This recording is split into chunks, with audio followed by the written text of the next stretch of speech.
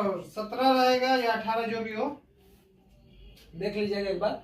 लाभ हानि खाते का एक काल्पनिक प्रारूप लिखे। कुछ विद्यार्थियों को कहना है कि मैं इंग्लिश में लिख दूं सर, ये हिंदी में क्वेश्चन है, ऐसा कुछ नहीं होता है। इंग्लिश भी अकाउंट में आप बनाते हैं, इंग्लिश लैंग्वेज में आप अकाउंट बनाते हैं, उसकी थ्योरी को क्या लिखते हैं आप हिंदी में लिखते हैं।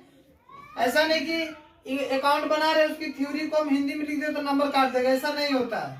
हर का एक सिस्टमैटिक नियम है, उसको आप समझिए। अकाउंट का अकाउंट आप इंग्लिश में लिखिए, बनाइए, लेकिन उसकी थ्योरी को आप हिंदी में भी लिख सकते हैं और इंग्लिश में भी लिख सकते हैं, दोनों चलेगा। ठीक है, उसी प्रकार ये आप कहिए सर ये तो ईटीपी है हिंदी में और आप इंग्लिश लिख दिए, नहीं। यह क्वेश्चन को समझना और उसका जो रूप होता है आप इंग्लिश में लिख सकते हैं जब उसका प्रारूप पता हो तो। ठीक है कि लाभ हानि खाते का एक काल्पनिक प्रारूप तैयार करें।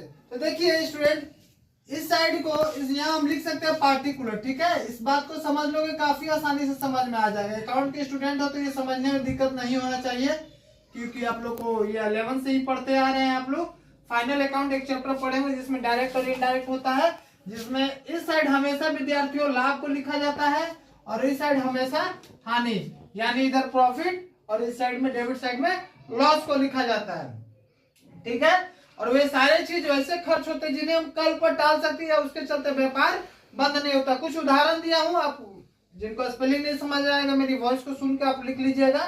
देखिए सैलरी कल भी देंगे, व्यापार नहीं बंद होगा, लेकिन ये मेरे लिए क्या, हम किसी स्टाफ को पेमेंट कर रहे हैं, सैलरी तो मेरे लिए खर्च है। इनडायरेक्ट एक्सपेंस, कुछ छोटे मोटे इनडायरेक्ट खर्च हो गए तो वो भी बिजनेस के लिए एक तरह से हानि है। बैड डेट्स, कोई पैसा उधार सामान ले दिया और पैसा नहीं दिया, 2-4-500 जो भी डूब गया तो व्यापार के लिए क्या हानि है। सेल एक्सपेंस, सेल करने के समय हमें कुछ कमीशन या कुछ खर्च पड़ते हो भी हमारे लिए हानि है। एक्सपोर्ट ड्यूटी भी हमारे लिए हानि है। इंटरेस्ट ऑन लोन, हम कहीं से लोन लिए उस पर ब्याज दे रहे तो व्यापार के लिए क्या है, हानि है।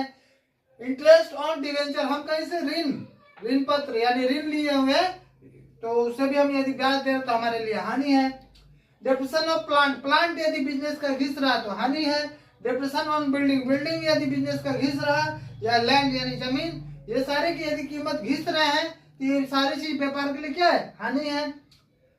Loss on sale of machine, कुछ मशीन बेची उसमें हमको लॉस हो गया तो मेरे लिए हानि है। तो देखें इसमें सिर्फ हमने क्या लिखा है, हानि को लिखा है, और इस साइड विद्यार्थियों सिर्फ लाभ को लिखा जाता है। जैसे रेंट रिसीव, कहीं से भाड़ा आ रहा है तो मेरे लिए लाभ है। प्रॉफिट ऑन सेल, कुछ सामान सेल के उसमें से प्रॉफिट हो तो हमारे लिए लाभ है। हमें कोई डिस्काउंट दिया, जब हमें कोई सामग्री पर डिस्काउंट देगा तो हमारे लिए लाभ है। इंटरेस्ट रिसीव, कहीं से ब्याज आ रहा है हमारे लिए तो क्या होगा, लाभ होगा। अब विद्यार्थियों इसमें होता क्या है कि यदि इस साइड को देखिए, यदि ये